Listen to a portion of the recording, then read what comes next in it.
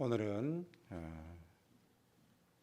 대물림 18-9 진정한 믿음 지금 한 달 내에 하고 있는데 오직 너 하나님의 사람아 라는 제목으로 말씀을 전합니다. 오늘의 주제는 성품입니다. 오직 너 하나님의 사람아, 간곡히 부탁합니다. 무엇을요? 진정한 믿음은 성품을 만들어냅니다. 그 성품에 대한 이야기를 오늘 하려고 합니다. 자, 알기, 돈을 사랑하고 부를 열망하는 것은 뭐다요? 유혹과 파멸의 길입니다. 생각하기, 만족은 돈과 소유가 아니라 하나님 안에서 발견되어집니다. 행동하기, 재물이 아니라 경건을 추구하고 너그러움과 만족을 실천하십시오. 이렇게 시작되어집니다. 자, 우리의 문화는 거의 탐욕과 이기와 물질주의의 방식입니다. 심지어는 누가 물질을 더 많이 소유했느냐에 따라서 축복을 많이 받았느냐 이렇게 말하는 사람들도 있습니다. 그러나 그것은 진정한 축복이 아닙니다. 또 어떤 사람들은 아파트를 옮겼더니 배가 되었더라, 하나님이 복 주셨다고 말하는 사람이 있습니다. 그러나 그것은 간증이 될 수가 없습니다.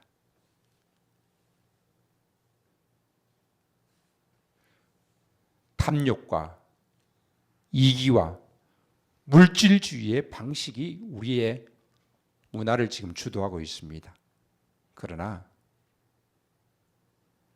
너 하나님의 사람아, 이것들을 피하고, 하나님의 사람들은 세상의 방법을 따라가는 것이 아닙니다. 세상이 주는 복을 추구하는 것도 아닙니다. 하나님의 방법을 따라가면서 하나님이 주시는 복을 추구하는 것입니다. 성품은 신앙의 열매입니다. 하나님을 닮는 성품이 진정한 영성을 결정합니다.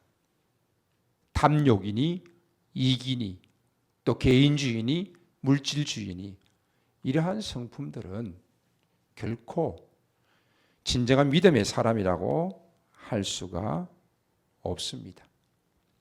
성품은 신앙의 열매이며 하나님을 닮는 성품이 진정한 영성을 결정한다라고 말씀드렸습니다. 성품은 훈련으로 가능하다. 불가능하다라고 말하는 사람들도 많이 있습니다. 사람 성격 안 바뀝니다. 심지어는 제자 훈련하면서도 마흔 넘은 사람들은 제자 훈련에도 가망이 없습니다라고 말하시는 분들도 많습니다. 이미 많이 굳어졌다라는 거죠. 그러나 성품은 훈련으로 바뀌고요. 특별히 남자들이 안 바뀐다고 생각하는데 남자들은 생각이 바뀌면은 확 바뀔 수 있습니다. 고집이 세기도 하지만은 자신의 생각을 딱 내려놓는 순간 엄청난 변화를 경험할 수도 있다라는 것입니다. 성품은 훈련으로 가능합니다. 내가 성품의 훈련을 받으려고 해야 합니다. 그 성품은 진정한 영성을 결정하기 때문입니다.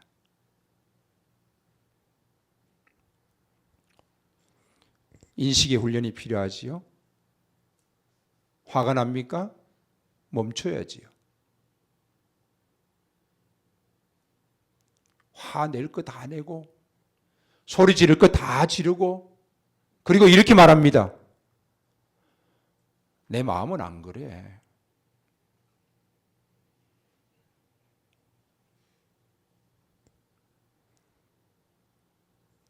멈추어야 합니다. 멈추는 훈련을 해야 합니다. 그리고 언어를 사용함에 있어서도 자꾸 문제를 드러내고 부정적인 말을 하면 안 됩니다.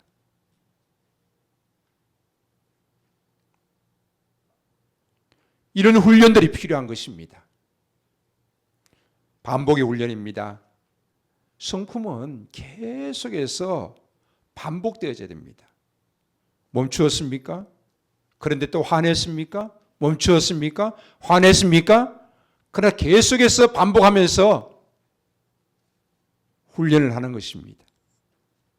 그리고 작은 약속은 지키기 위해서 몸부림쳐야 합니다.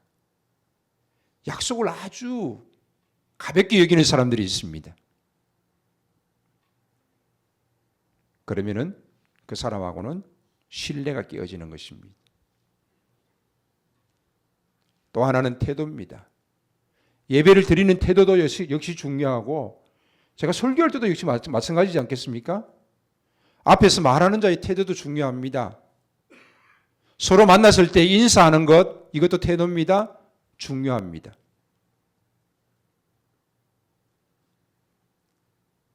태도도 성품입니다.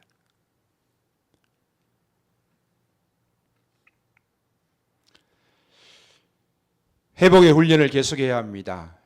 실패했다 할지라도 실패를 자책하지 말고 더 나은 것으로 나아가기 위해서 유연함을 보여야 합니다. 즉, 성품은 훈련입니다. 일반적인 모습 속에서도 역시 마찬가지지만 진정한 믿음의 사람은 하나님을 닮는 성품을 가져야 합니다. 그것이 진정한 영성이요 진정한 믿음입니다. 즉 세상 사람들과 다른, 오직 너 하나님의 사람아, 하나님의 사람이 가지는 영성이 있어야 한다는 것입니다. 그 하나님의 사람이 가지는 성품이 있어야 한다는 것입니다.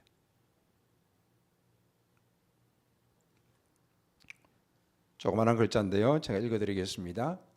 생각이 바뀌면 행동이 바뀌고, 행동이 바뀌면 습관이 바뀌고, 습관이 바뀌면 성품이 바뀌고, 성품이 바뀌면 인격이 바뀌고, 인격이 바뀌면 인생이 바뀌고. 아마 많이 들어봤을 것입니다. 성품의 훈련은 작은 데서부터, 조그마한 데서부터 계속해서 시작되어지는 것입니다. 제가 자주 말씀드리듯이 우상 숭배하는 집에서 큰 소리 나는 겁니다. 믿음의 집에서는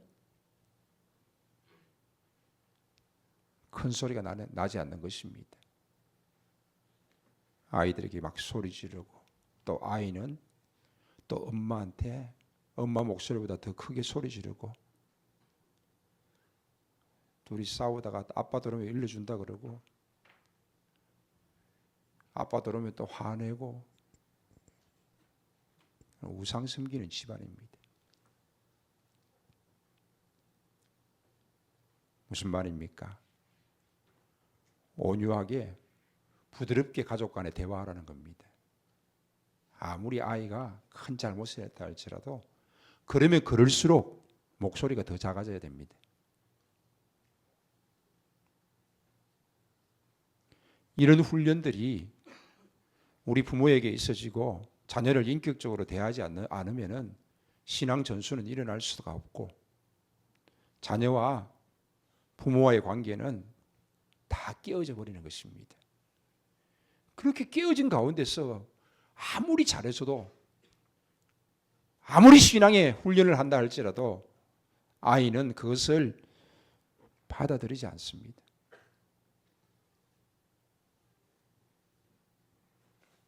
얼마 전에 설교하러 갔는 교회에서 그 집사님이 자기 딸이 37인데 교회 안 나온다는 거예요.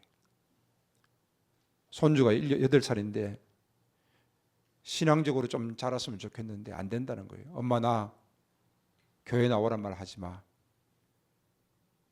수요 예배, 금요 예배, 주일 낮 예배 아이와 함께 늘 어릴 적부터 함께 했는데도 불구하고 그 아이는 반발하고 있는 것입니다. 왜 그럴까요? 목소리가 너무 크더라고요, 그 집사님이. 그러니까 옆에서 소그룹 하면 청년들이 집사님 조금 작게 해주시면 좋겠어요 라고 말할 정도로 목소리가 너무 크더라고요. 소리만 큰 게 아니고 강압적인 거죠. 아이에게 그런 강압적인 모습들은 결국은 신앙의 전술을 이루어내지 못하고 아이로 하여금 반발하게 만들어버린 것입니다.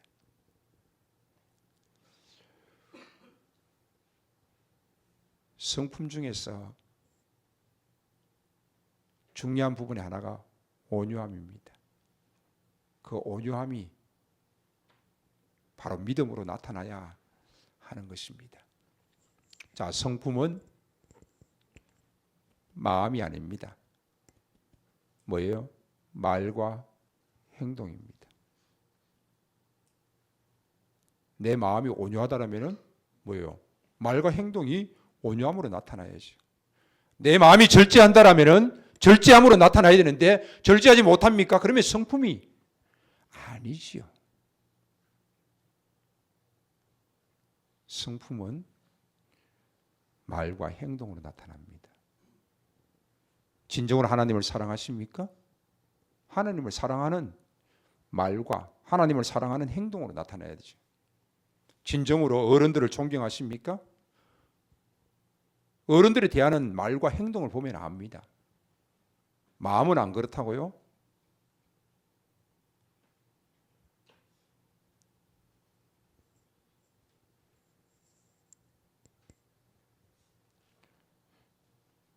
성품은 말과 행동입니다. 그러므로 우리는 이 말과 행동이 하나님의 성품으로 나타날 수 있도록, 진정한 믿음의 모습으로 나타날 수 있도록 끊임없는 훈련들을 하고 내가 무엇을 어떻게 어떠한 부분에 내가 하나님의 성품을 닮아야 될 것인가 한번 생각해 봐야 되는 것입니다. 오늘 본문 중에서 하나님의 성품에 대한 이야기들을 많이 하고 있는데 특별히 11절 말씀에 오직 너 하나님의 사람아 라는 이 말씀에 여러분들이 주목하시기 바랍니다. 오직 너 하나님의 사람아 이것들을 피하고 의와 경건과 믿음과 사랑과 인내와 온유를 따르라. 오늘 주시는 말씀도 오직 너 하나님의 사람에게 주시는 말씀입니다. 첫 번째, 오직 너 하나님의 사람 믿는 자는 자족합니다. 자족하는 성품을 가져야 합니다. 거짓 교사들은 자기 이익에 마음을 둔다라는 것입니다. 사람은 누구나 자기의 이익을 추구합니다. 그러나 우리는 자족함이 우리 가운데 더 커야 되고 자족함으로 나아갈 수 있어야 하는 것입니다. 진정한 믿음은 내게 주신 것에 대해서 감사하는 자족의 성품에서 시작되어집니다. 자족하는 마음이 없으면은 마음이 있으면은 경건은 큰 이익이 된다고 말합니다.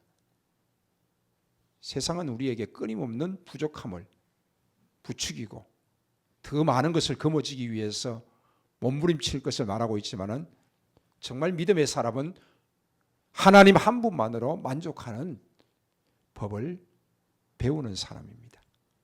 자족은 체념이 아닙니다. 하나님의 주권을 신뢰하는 태도입니다. 빈손으로 온 인생임을 기억해야 합니다. 우리는 탐욕의 노예에서 벗어나 평강을 누릴 수 있어야 합니다. 여러분들이 거머쥐면 거머쥘수록 더 많은 것을 거머쥐기를 원할 것입니다. 그러나 진정한 믿음의 사람은 자족하는 것입니다. 스스로 만족하는 것입니다. 헬렌 켈러, 유명하지요. 시각과 청각을 모두 잃었던 헬렌 켈러는 이런 말을 남겼습니다. 나는 나에게 없는 것들을 가졌더라면 하고 바라는데 시간을 쓰지 않는다. 대신 내가 가진 것들을 사용하는 데 온 힘을 쏟는다. 그녀의 위대한 성품은 결핍을 불평하는 것이 아니라 남겨진 은혜에 대해서 자족함의 모습입니다.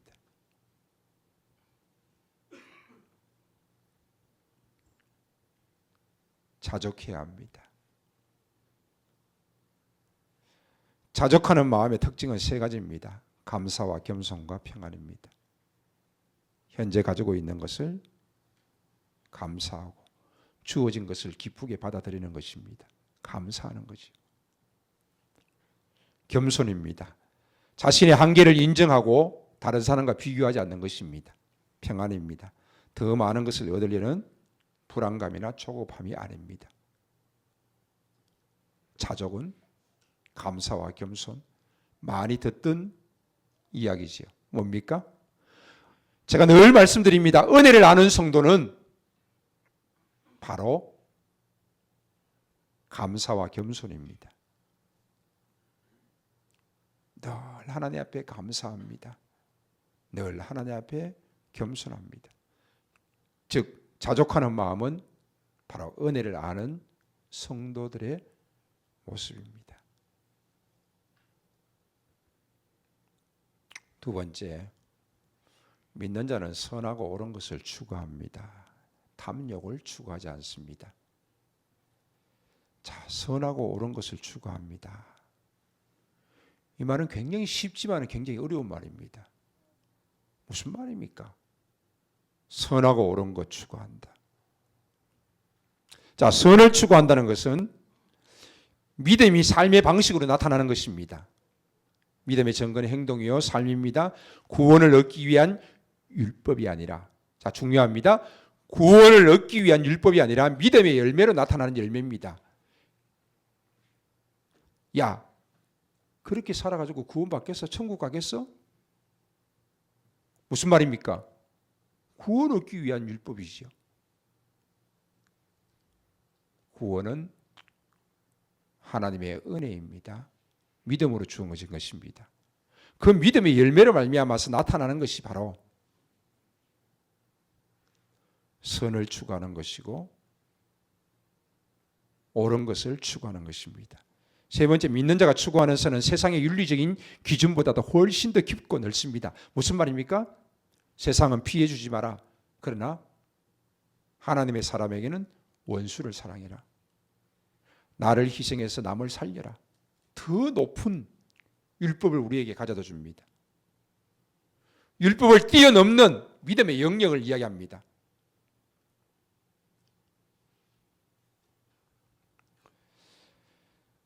선을 추구한다는 것은 네 번째, 하나님의 절대적인 가치입니다. 하나님의 성품을 닮아가는 것입니다. 하나님 자체가 바로 선입니다. 하나님이 하시는 것이 다 옳은 것입니다. 때로는 여리고성을 무너뜨리고 그 여리고성에 들어가서 남녀노소 어린아이 할 것 없이 모두 다 하나도 남기지 말고 죽여라 그랬습니다.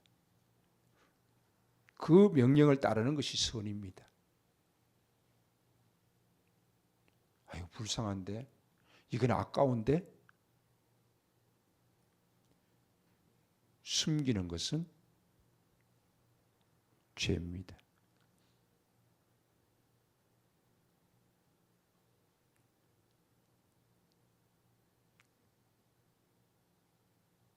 선은 바로 하나님입니다.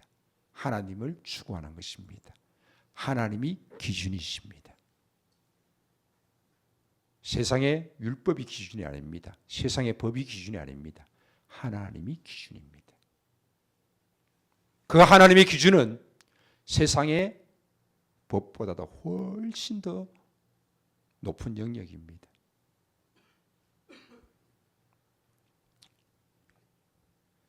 선을 추구한다. 옳은 것을 추구한다. 탐욕을 추구하지 않는다.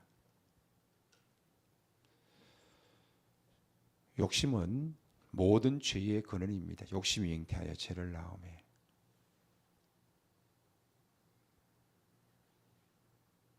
물질에 대한 탐욕, 권력에 대한 탐욕, 또한 지적인 탐욕도 있습니다.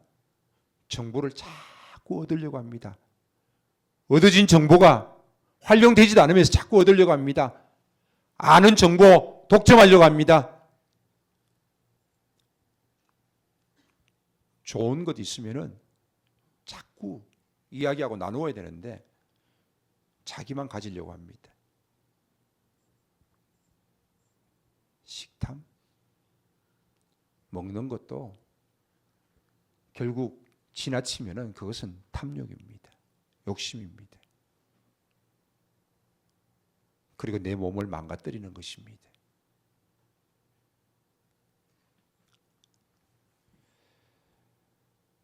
이러한 것들은 세상의 탐욕입니다. 그것을 추구하지 않고 하나님이 원하시는 선, 하나님이 원하시는 옳은 것을 추구하라는 것입니다. 그러면서 디모데전서 6장 11절에 오직 너 하나님의 사람아 이것들을 피하고 의와 경건과 믿음과 사랑과 인내와 온유를 따르라. 의는 무엇입니까? 바로 하나님과의 관계입니다. 그래서 하나님과의 관계가 깨어진 자를 죄라 그러고 하나님과의 관계 속에 살아가는 사람을 의인이라고 말합니다. 이것이 가장 옳으니라. 경건은 무엇입니까? 하나님을 의식하면서 그분을 닮아가려고 하는 노력입니다. 믿음과 사랑, 흔들리지 않는 신뢰와 이타적인 헌신입니다. 인내와 온유, 어려움 속에서도 견뎌내며 타인을 부드럽게 대하는 태도입니다.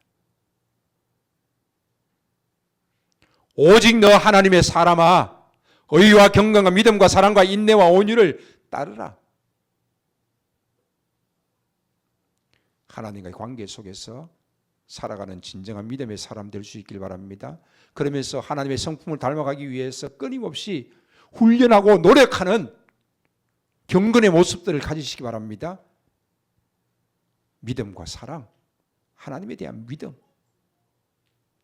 또 이웃에게 대한 사랑, 끊임없이 헌신하고 희생하고 이타적인 모습들을 가져야 합니다.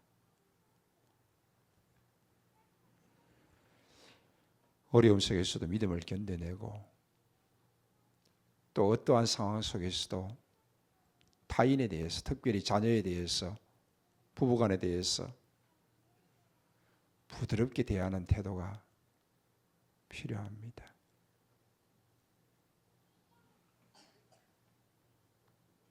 소리 지르면은 지는 겁니다. 가정 속에서는 따뜻하고 온유함이, 부드러운 언어가 우리의 삶에서 늘 나타날 수 있어야 합니다. 특별히 교회에서도 역시 마찬가지입니다. 늘 따뜻하고 부드러운 언어가 우리 가운데 있으면 좋겠습니다. 남을 험담하고 시기하고 질투하고 남을 욕하고 그런 언어가 아닙니다. 주장을 할 때도 역시 마찬가지입니다. 목사보다 목소리 크면 안 됩니다.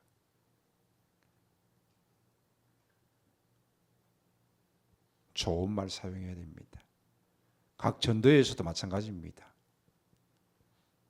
회장 세워놨으면은 회장이 한 해 동안 평생에 한 번 하는 건데 회장이 뭘 원하는지, 어떠한 방향으로 가기를 원하는지 귀를 한번 기울여 보십시오. 그리고 그 회장의 말에 먼저 따르고 존중해 줘야 합니다. 회장 위에 있습니까? 그럼 회장 말라서 왔습니까? 회장을 존중해 줘야죠.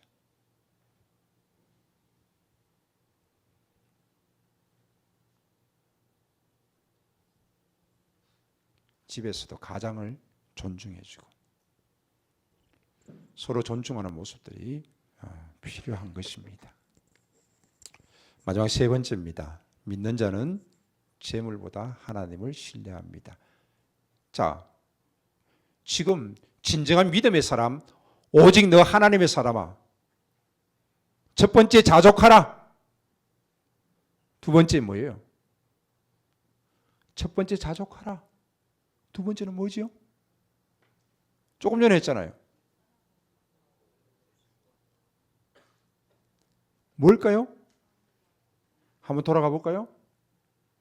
자, 이거지요. 선을 추구해라. 옳은 것을 추구해라. 세 번째가 뭐예요? 재물보다 하나님을 신뢰해라. 재물은 우리의 삶에 굉장히 안정감을 가져다 줍니다. 재물이 있어야지 되고 재물이 필요합니다. 그러나 재물보다 하나님을 더 신뢰하라는 것입니다.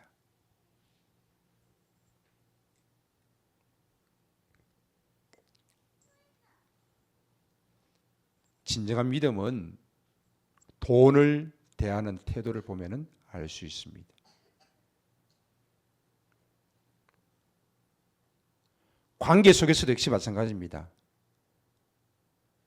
물질이 오고 가는 것을 보면 알 수가 있습니다. 친구라 그러는데 밥을 한 번도 안 사는 친구가 있어요. 돈을 안 쓰는 친구가 있어요.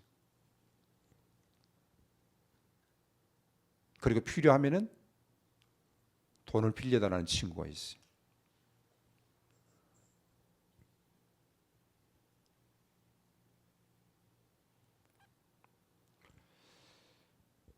부유함 자체는 죄가 아니죠.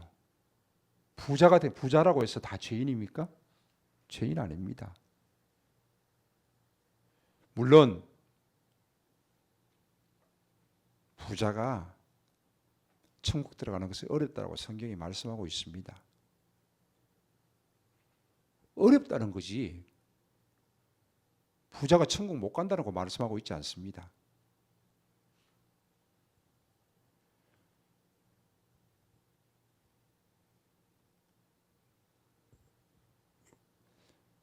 진정한 믿음의 성품의 소유자는 재물을 하나님 맡기신 도구로 고백하면서 나누어 주기를 좋아하고 너그러운 자가 됩니다. 하늘의 보화를 쌓는 자입니다.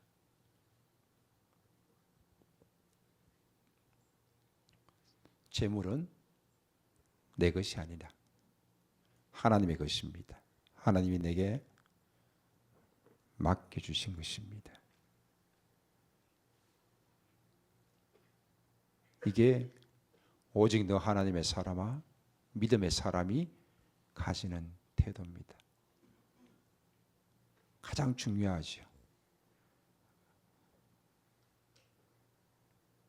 나의 힘이나 재능이나 노력까지도 하나님의 은혜임을 고백합니다. 내가 직장에 들어간 것도 직장에서 일할 수 있는 것도 직장에서 얻어지는 소득도 하나님의 은혜임을 고백합니다. 그래서 우리는 11조 신앙으로 모든 것이 하나님께로 왔음을 고백하는 신앙을 하는 것입니다. 그리고 나머지 19도 하나님이 나에게 맡겨주신 것입니다. 그러므로 하나님이 기뻐하시는데 곳에 사용될 수 있도록 쓰여져야 되는 것입니다. 두 번째, 재물의 가치는 중립성에 있습니다. 돈이 일만하게 뿌리라고 말씀하는 것이 아니라 돈을 사랑함이 일만하게 뿌리라고 말씀하고 있습니다. 돈 자체가 악이 아니라는 것입니다. 부자가 되는 것 자체가 악이 아니라는 것입니다. 그러나 돈을 만몬신으로 섬기는 자, 돈을 하나님보다 더 신뢰하는 자, 돈을 더 중요하게 여기는 자, 돈을 사랑하는 자, 그것이 바로 일만하게 뿌리라는 것입니다.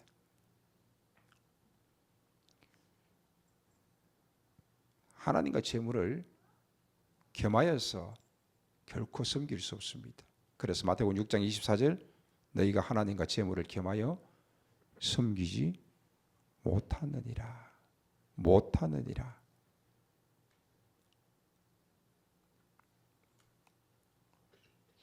재물을 더 사랑하느냐, 재물을 더 의지하느냐, 아니면 정말 하나님을 신뢰하고 하나님을 더 의지하느냐. 진정한 믿음의 사람의 모습이 오직 하나님의 사람의 모습이 드러나는 것입니다. 이것은 하나님과 여러분만이 알고 있습니다. 재물의 목적이 무엇입니까? 재물을 통해서 우리는 하나님의 은혜를 고백하는 자가 되어야 됩니다. 그래서 감사와 겸손이 바로 하나님의 은혜를 아는 자가 가지는 모습입니다. 하나님이 나에게 주셨구나. 하나님이 나에게 맡기셨구나. 감사합니다.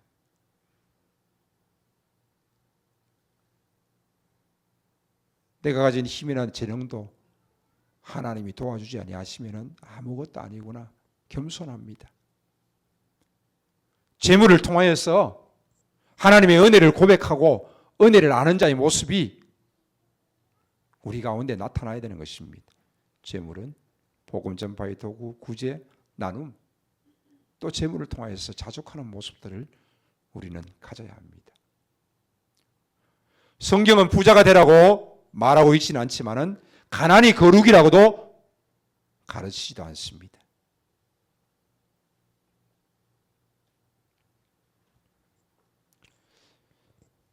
부자를 향하여서 손가락질하지 마십시오. 부자를 욕하지도 마십시오. 은혜를 아는 자의 태도가 아닙니다. 왜 부자를 욕합니까? 왜 부자에게 손가락질합니까? 자족하지 못하기 때문에 그렇습니다. 감사하지 못하기 때문에 그렇습니다. 겸손하지 못하기 때문에 그렇습니다. 은혜로 고백하지 못하기 때문에 그렇지 않습니까? 지난주에는 남의 죄에 대해서 간섭하지 말라고 말씀하고 있지 않습니까? 남이 잘 되는 것에 대해서 왜 그것을 말합니까?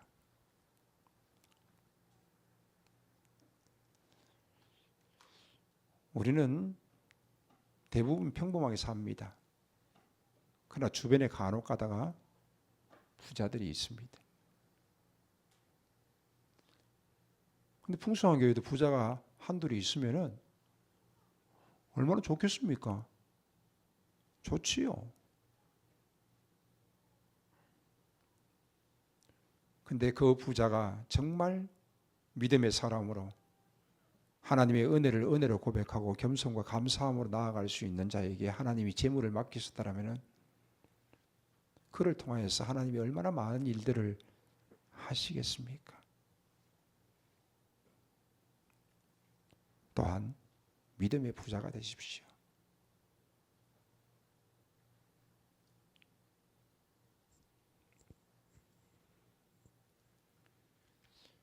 주일 예배 드리는데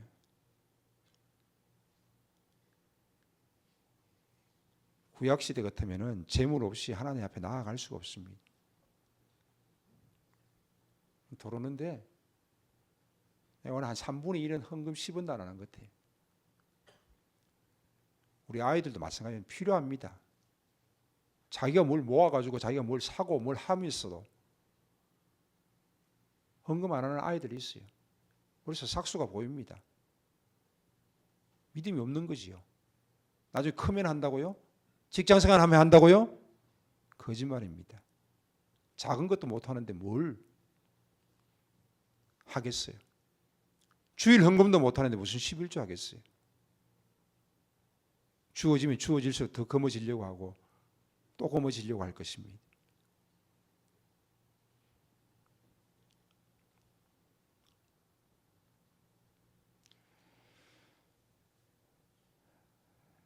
물질로 그 믿음의 모습을 볼 수 있습니다. 어떻게 사용하느냐. 또 하나님 앞에 드려지는 헌금을 보면은 그 믿음의 모습이 다 보여지지 않습니까?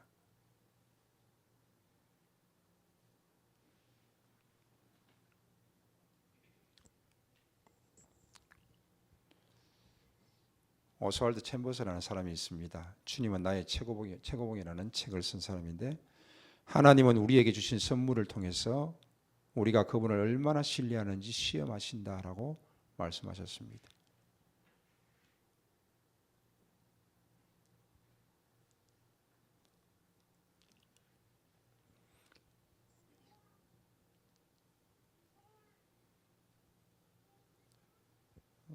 어제 금요일 날 박이수 집사님이 유튜브에 거의 설교 다 듣고 있습니다. 박이수 집사님이 여기서 물리치료 받고 같이 와서 또 커피 한 잔 마시고 갔습니다. 그리고 이제 오랜만에 유 목사님하고 만나가지고 둘이 부둥켜 안고 잠시 인사하고 갔습니다. 뇌졸중으로 쓰러지기 전에 그때가 사업이 제일 잘 될 때였습니다. 진짜 한참 교만이 극에 치달을 때였습니다. 본인이 교만했다라고 말합니다.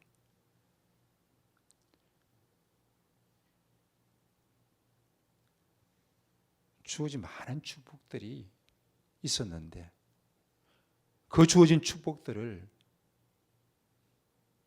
잘 사용하지 못하면 결국 하나님이 한순간에 걷어가십니다.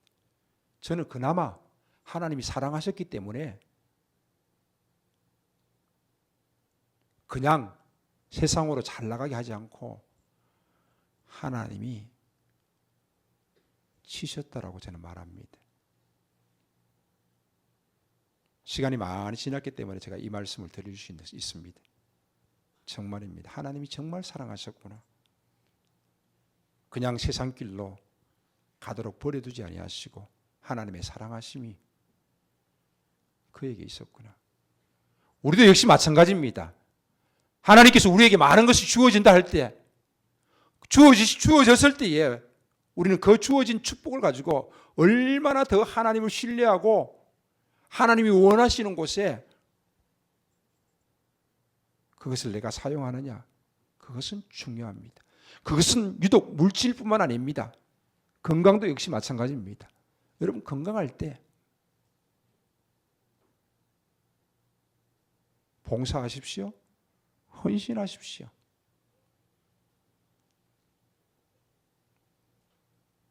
요 가까운 교회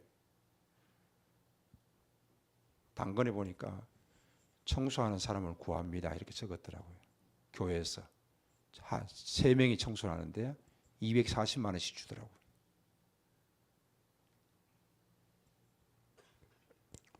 뭐 교회가 크고 돈이 많아가지고 할 수도 있습니다. 저는 이렇게 생각해 봅니다. 여러분 집이 청소부 두고 청소할 정도 같으면은 돈 들여가지고 청소부 보내도 상관없습니다. 그러나 가능하면 그렇게 하지 말아야지. 그죠?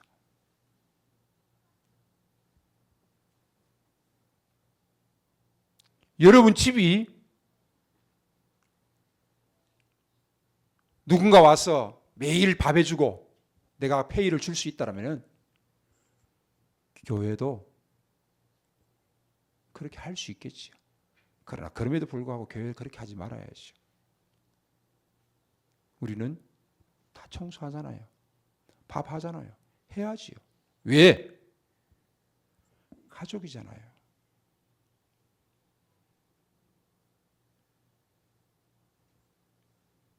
건강할 때 청소하고 건강할 때 주방에서 봉사하고 기쁨을 하십시오. 감사함을 하십시오. 제가 아버지가 아파가지고 누워 있으니까 이제 돌아가신 지가 이제 벌써 11월 27일에 돌아가셨으니까 12월 1월 2달 됐네, 그죠? 2달 아예 덜 됐네요. 야, 일어나가지고 그냥 앉아만 계시면 좋겠다. 휠체어에 앉아만 계시면 좋겠다. 이런 생각이 들었어요. 그러면서 길 가면서 이게 폐지 주우면서 이렇게 끌고 가시는 분 보면은, 야, 그래도 걸어 다닐 수 있으니까 너무 감사하다. 그런 생각이 드는 거예요. 힘들고 어려워도 계단 올라온다고 중간에 올라오면 쉬어도 올라올 수 있으면 집에서 발을 내디딜 수 있으면 하나님 앞에 감사하시길 바랍니다. 하나님 앞에 나와서 예배할 수 있으면 하나님 앞에 감사할 수 있기 바랍니다. 내가 먹고 마실 수 있으면 하나님 앞에 감사할 수 있기 바랍니다. 씹지 못했어. 먹지 못했어. 코로 음식을 넣어가면서 병상에 누워있는 분들도 참 많이 있습니다.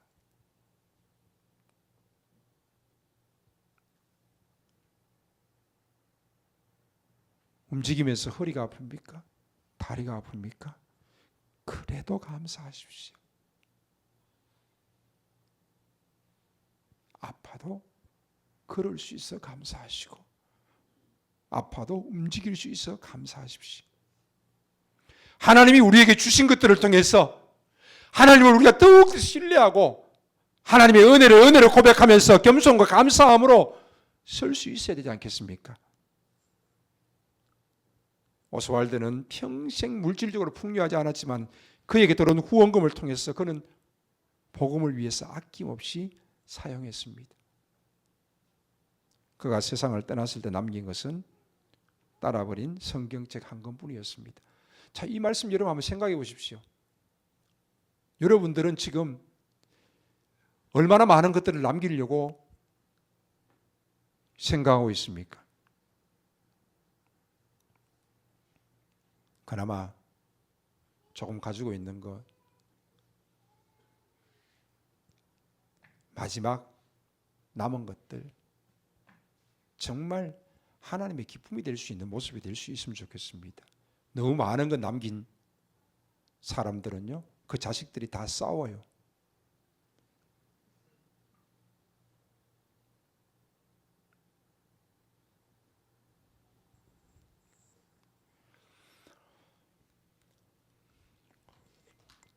재물에 대한 성경 구절입니다. 마태복음 16장 19절에서 21절.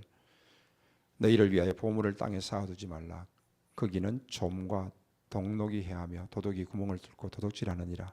오직 너희를 위하여 보물을 하늘에 쌓아두라. 거기는 좀과 동록이 해하지 못하며 도둑이 구멍을 뚫지도 못하고 도둑질도 못하느니라. 21절 다 같이 읽어봅니다. 내 보물 있는 그곳에는 내 마음도 있느니라. 한 번 더 읽어봅니다. 시작. 내 보물 있는 그곳에는 내 마음도 있느니라. 마태복음 13장입니다. 13장은 씨 뿌리는 비유입니다. 씨를 뿌렸는데 가시들기에 떨어졌다는 것은 말씀을 들으나 세상의 염려와 뭐예요? 재물의 유혹에 말씀이 막혀 결실하지 못하는 것이니라. 제가 오늘 말씀을 전했습니다. 그럼에도 불구하고 물질을 사랑하는 마음이 내 가운데 너무 컸어. 30배, 60배, 100배 결실 맺을 수 없는 것입니다. 마태복음 19장입니다. 다시 너희에게 말하노니 낙타가 바늘기로 들어가는 것이 부자가 하나님 나라에 들어가는 것보다 쉬우니라. 부자가 하나님 나라에 들어가는 거 어렵다는 겁니다.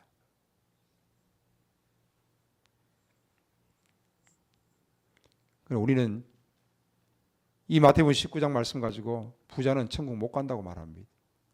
그렇지 않습니다. 낙타가 바늘기 들어가는 것은 우리는 불가능하다고 생각하죠. 그러나 하나님이 하시면은 낙타가 바늘기 들어갈 수 있습니다. 내가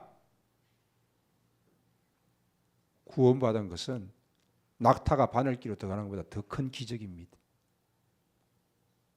내가 하나님의 은혜를 입은 것은 낙타가 바늘기로 들어가는 것보다 더 큰 기적이었습니다.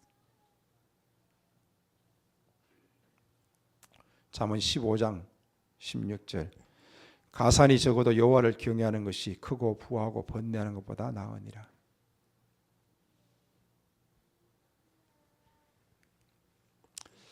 말씀을 맺습니다. 우리는 영적인 전쟁 가운데 있습니다. 오직 너 하나님의 사람아, 믿음의 사람아, 너희는 자족해라. 너희는 선하고 옳은 것을 추구해라. 너희는 재물보다 하나님을 더 신뢰해라. 끊임없는 영적인 전쟁 가운데 있습니다. 우리는 계속해서 싸웁니다. 그러나 우리는 때로는 실패합니다. 그럼에도 불구하고 우리는 다시 일어설 것입니다. 그리고 다시 도전할 것입니다.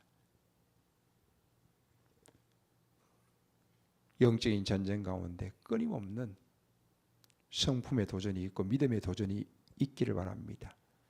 그리고 자신을 끊임없이 훈련시키시기를 바랍니다.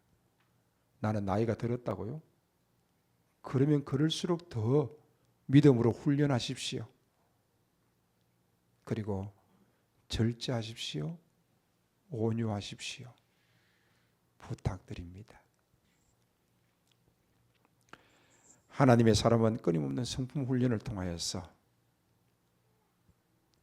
믿음의 가정과 믿음의 공동체를 아름답게 만들어 갑니다. 아멘. 기도하겠습니다. 이 시간 한 1분 동안만 조용하게 묵상을 한번 기도합니다. 오늘 주신 말씀 따라서 하나님이 나에게 주시는 말씀이 무엇인지, 내가 어떻게 살아야 될 것인지 조용히 묵상으로 기도합니다. 지금은 우리 구주 예수 그리스도의 은혜와 하나님 아버지의 무한하신 사랑하심과 성령 하나님의 함께 하시고 인도하시고 교통하시고 이끄시는 역사가 오늘도 하나님의 성품을 따라 끊임없이 훈련하며 하나님의 기쁨이 되기를 원하는 주의 사랑하는 모든 권속들 가운데, 특별히 주의 자녀들 가운데, 가정과 주의 몸된 교회 위에, D6 모든 사역 위에 이제로부터 영원토록 함께 있을지어다. 아멘.